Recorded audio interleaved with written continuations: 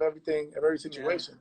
There you go. You mentioned something very key, and I want to like mention how much revere I have for you and Jojo Diaz when he went on live. Like everybody was expecting, oh, they might go at it, and I respect it because you mentioned how he fights for his family, you fight for your family, and it's when it comes to that time, like that's what I Yeah, respect, man. That was dope, and bro. like me, yeah, and JoJo to me is, like I supported him when he went for his title defense. Same thing he supported me when I won my title. Even though we're in the same weight class, it's a competitive sport. But that's gonna be bro to the end. You know what I mean? Like we fight, but it's not gonna be like any bad blood. Like I know his father.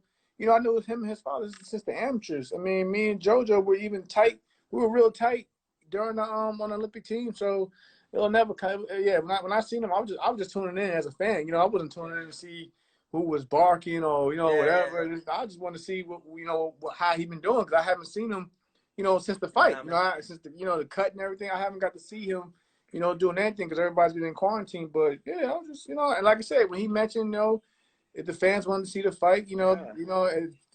we could probably possibly make it happen. But even then, it was like no, like, oh, he's calling me out. Yeah, yeah. Nah, man, it's boxing, man. If you fight, win, lose, or draw, life goes on. But it's not gonna ruin my friendship. Yeah, no, and that's a great point. Like you said, at during that time, even today, you guys are friends. You guys know the roles, and then when it comes to that time, then like somebody like me and the fans would start buzzing that fight. And like I said, that fight would be great. Right. Unification bout at 130, and even in a deep class at 130.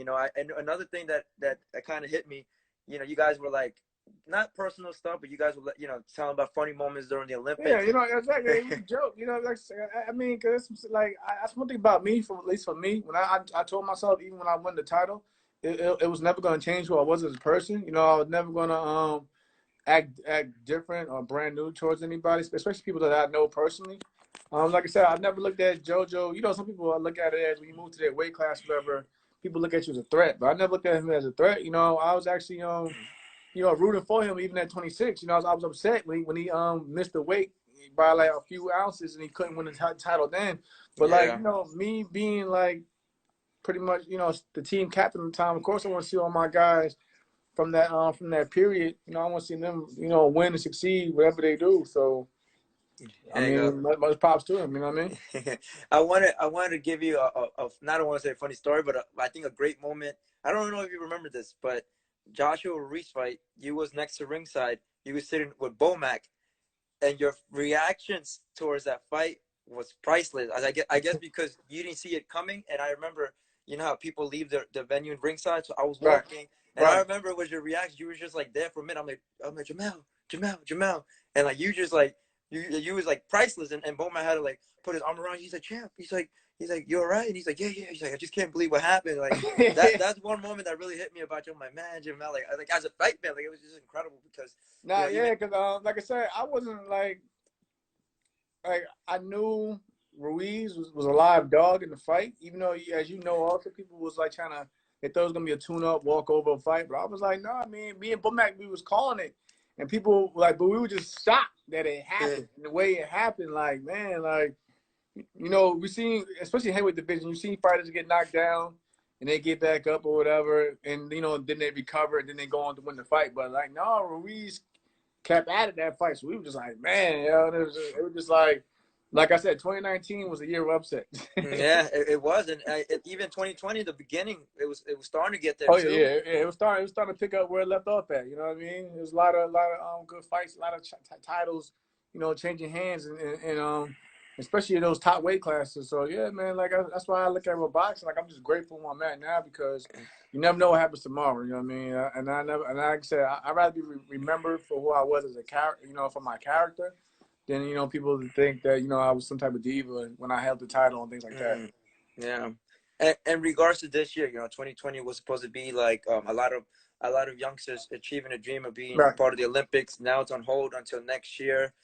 Just a little bit of word of inspiration to these that are Oh yeah, waiting. me. Yeah. That's one thing about me. I still have close ties to the amateur program. So shout out to my boy Keyshawn. See, he decided to stay around. Keyshawn Davis decided to stay around for the 2021 now Olympic Games, and Yeah. a lot of guys like Tiger, Jenny, she representing for the women's boxing and the amateur system right now, whatever. There's a lot of good talent. Bruce Carrington is another guy that Yeah. I've been looking at as well.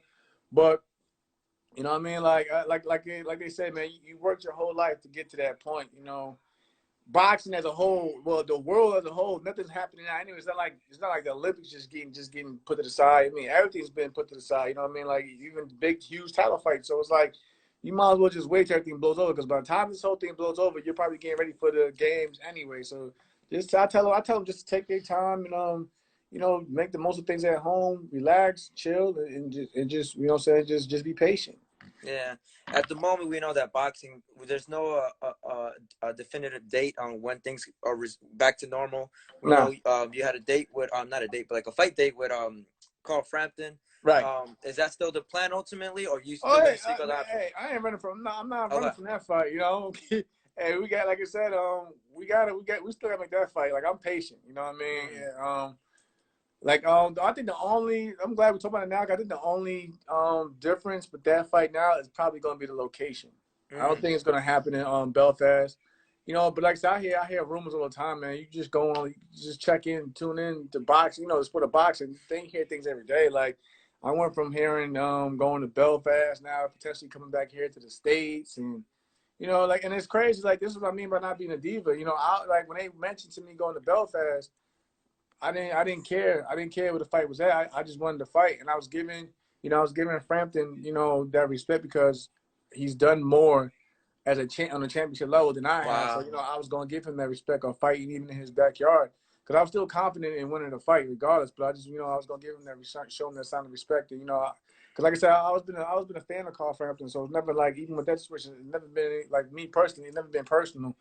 And I just look at it like this: how many world champions can say they fought in European Yeah. football arenas, with 25,000 people plus. So I was just looking at the event in the moment, but now I'm hearing things change. He might come. Now he's saying that they want to potentially fight in the Garden, but it's like this, man. Like even if you can't fight over there in Belfast, we never know what's going to happen because they talking about the whole thing where they having fights with no crowd. So I'm like, I mean, even though he's trying to say now he wants to come to my backyard, but in the end, we don't decide that, man. Like Yeah. it's too soon to make those choices because and I put it out there plenty of times. I don't care about fighting in front of a crowd tonight. I just wanted to fight. Yeah. I wasn't about all that whole hype and whatever. Long as we had a ring and a set of gloves, I was all for it. Especially like boxing is the entertainment business, so people will tune in. Like I said, we ain't everybody sitting at home anyway. You don't think the ratings for any fight at this point in time would be crazy because everybody be tuned in just to see sports. But like I said, man, the fight I know, like I said, the fight we both want the fight, but I just can't. I just don't know where it'll be at. But I doubt it'll be in Belfast to tell you the truth.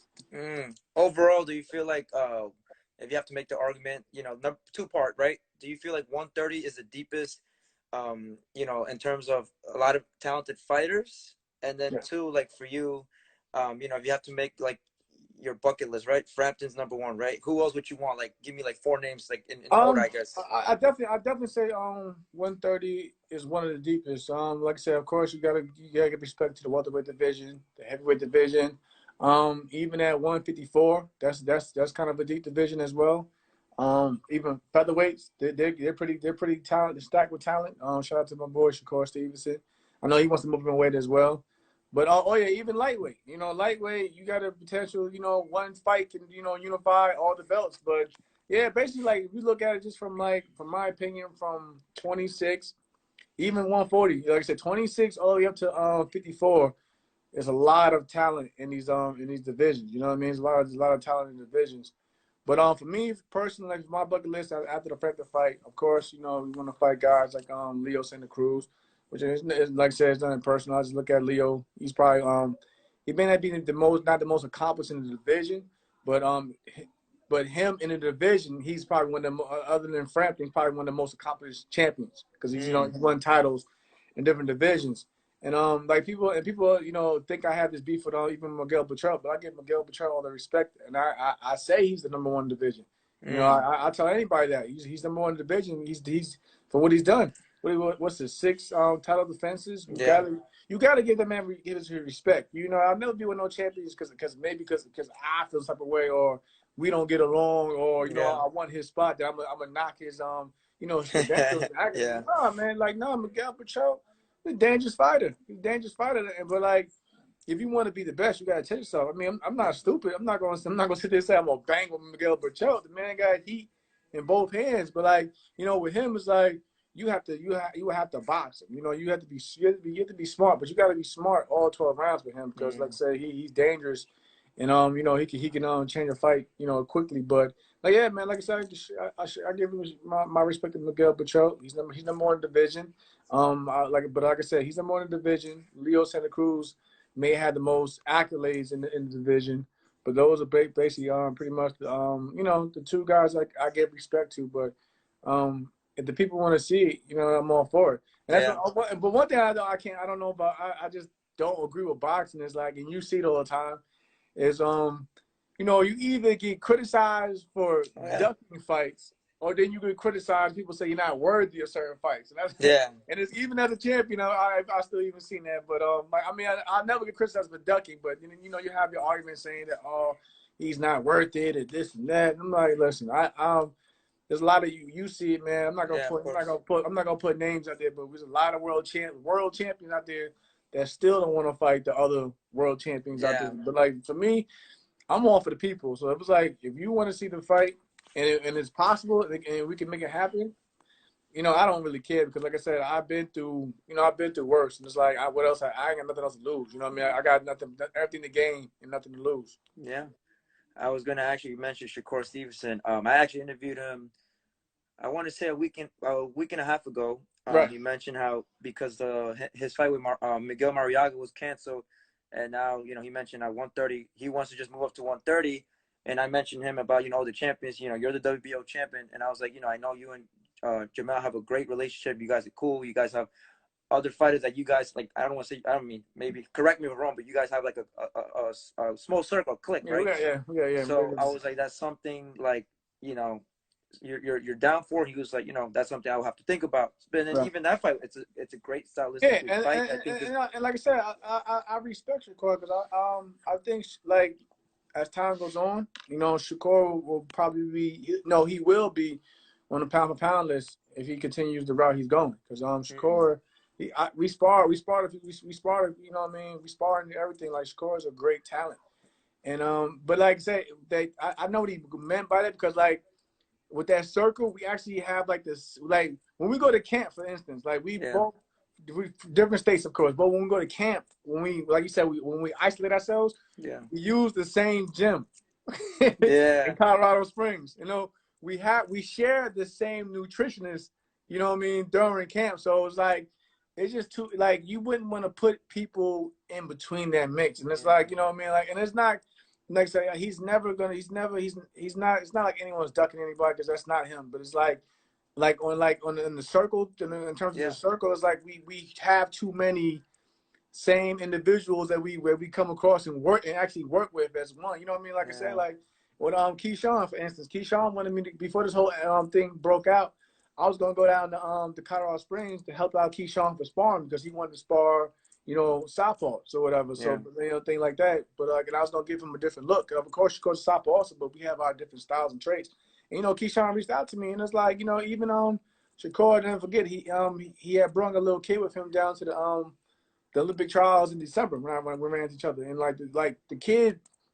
The kid was so like he was like Shakur was like, "Hey man, I was looking for you, man. Like, I got this kid with me. He's been wanting to meet you." And the kid was so excited and hyped up. And I'm thinking like, me personally, I'm like, man, I'm like, I was in awe because like, he's walking with Shakur. Shakur to me is going to be like the next big thing as time goes on. But the little kid was so hyped to see me, so it was like, it was an honor. But me and Shakur just had that mutual respect. And like I said, like we'll talk, and then I hit him up even when he gets frustrated at times. But I know he still wants to stay at 26 for the Warrington fight, as you've seen probably on Twitter. Him and with Eddie Hearn, but like I said, I understand his frustrations, but it just like he's just eager to test himself as and become one of the best. So he's trying to get the best fight either at 26 or 30, and you can't be mad at that. You know what I mean? It's the sport. Yeah, from a long term perspective, I asked Shakur and Jojo the same question. If you have to like kind of map out, your whole career, like the future, right, of every each other's career. Shakur told me that he sees himself ending his career at what's up with the Go Trainer. Shakur said he feels like he will end his career at 154. Jojo said at welterweight. My question to you: where do you see yourself like?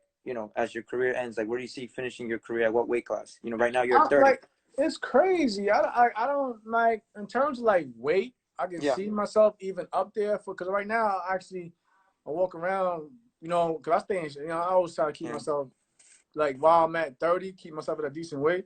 But Yeah. right now I walk around at like 47, 150 tops, 150 tops, and that's on a bad day. Shout out to Long Mm. Island, I see y'all. There That's you on the go. bad, but like for me, I'm just like, man, wherever the fight is at, I'm all for it. Like I said, Yeah. I'm great friends with me, man. I'm pretty much great friends with everybody in like some division. Like me and my boy Josh Taylor, we joke about it all the time. We fought in the amateurs to a close fight when I went overseas for Olympic test trials back in 2011. It's on you, and the fight's on YouTube. But like that fight, may actually, it made me and Josh become, great friends. And I'm just, I'm happy to see where he's at. I'm happy to see where Jose is at. Jose was my roommate. Mm. Jose was my roommate in the Olympic trials. That's where we met. And he's Mm. always been my roommate, like during the rest of my time in the amateurs. Jose has been my roommate because we was right there in weight classes. That's how they basically paired the roommates. But me and Jose, I know his father, his brother, his mother, and everyone. Me and Jose were just hanging out together at the Fury Wilder second fight. Yeah. It was me, Jose, Teofimo, and Shakur Wow. all sitting. Yeah, we was all and like I said, we just all having a great time and just enjoying the atmosphere. But yeah, man. Like I said, like for me, like I have a lot of personal relations with some of these great athletes. So it always comes down to like how I'm feeling in my heart because like I Yeah. said, there's a lot of good guys that I have relations with. But like I said, at the end of the day, I wish them all the best of luck. But like I said, if I had it my way, I'm gonna start just climbing my way up or Mm. wherever the fight's at. There you go. Like that's wonderful words, powerful words. Respect to that champ. I wanted to ask you in terms of it seems Hey, like moving forward, boxing is going to be with no audience. Good friend of yours, Terrence Crawford, said out. He mentioned in a couple articles, and I mean, I forgot who did the interview with him, but he said that if he should get paid more due to not fighting in a no audience, right, no crowd. Do you right. agree with that? And do you feel like you also should be paid more if you're going to fight in a Um, no audience?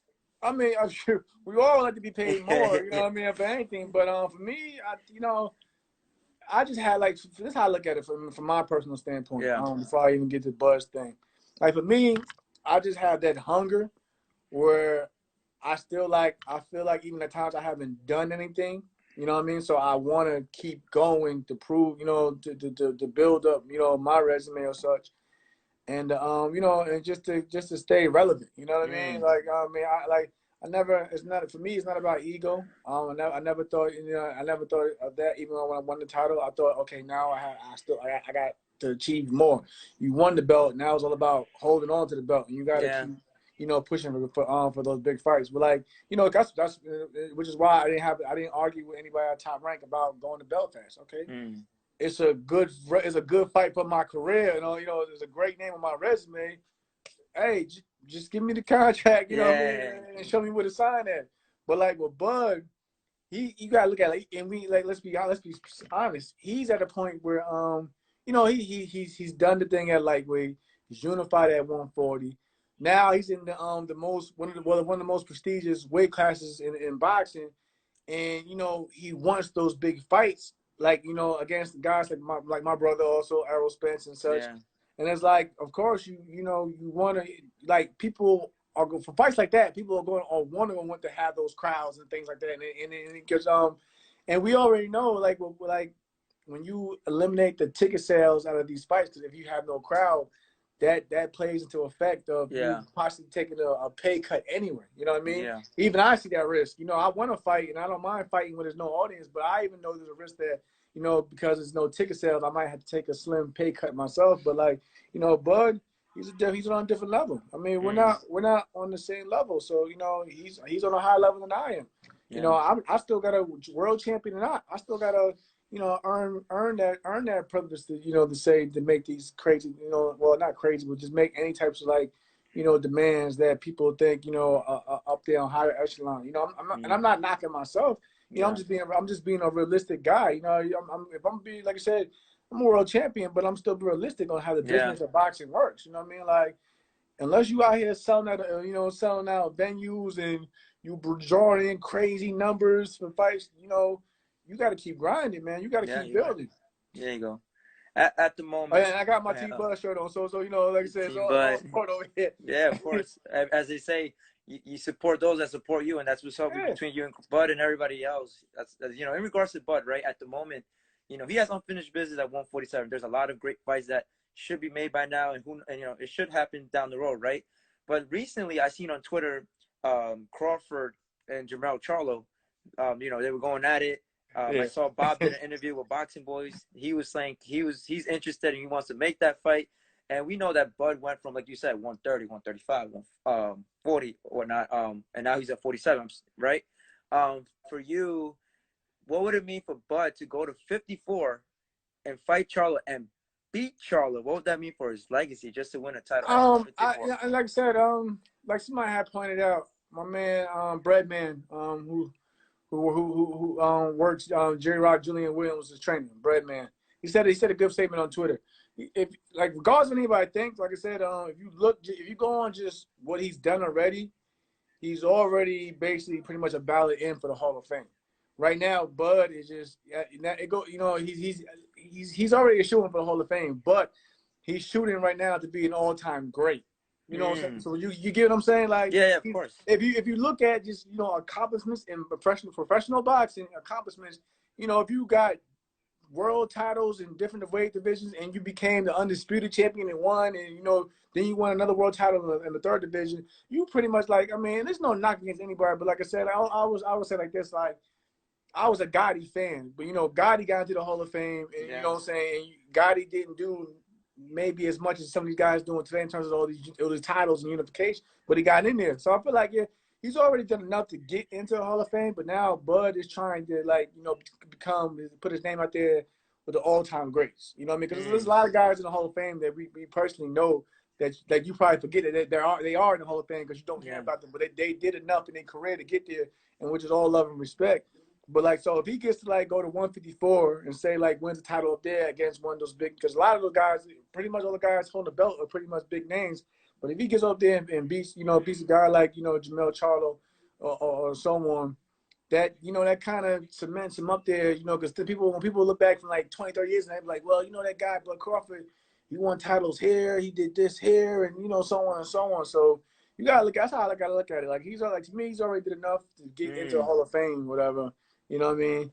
You even got, like I said, you even got people who like argue that even say that my guy Adrian Brawner has done enough, in terms of accolades to getting hold with just the titles in the full weight divisions and like that. But now, but like I said, you go from there.